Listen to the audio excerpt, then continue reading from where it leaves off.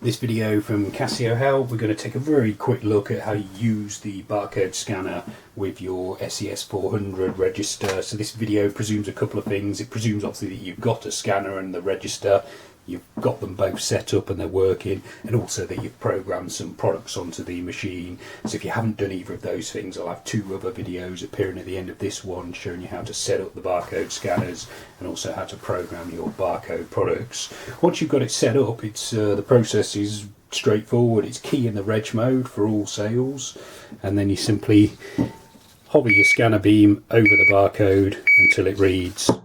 The operation might vary slightly depending what sort of scanner you've got set up. So you might have one that means you've got to press the trigger, but other than that, it's basically get the beam hovered over the barcode. If you program your products in such a way, you'll be able to do multiply sales, so 2 times a certain barcode.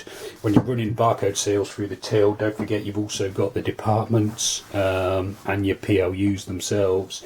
So if you can ring an item through that doesn't have a barcode, use the departments to do that.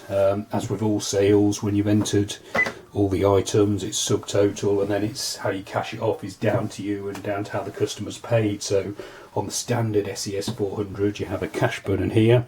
So if they're paid in cash, say £70, you would type in 7000, hit cash, and then the drawer would open, you'd get the receipt print out, then you can dispense the change. You've also got CH and CHK up here. You can use these however you want them to, because obviously cheque is not such a big payment method anymore, so you might use this one for all credit and debit card payments and maybe not even bother using that one. But the key thing is to use the same method of payment button every time for the appropriate method of payment. So we're going to presume that they've paid by credit card for this one.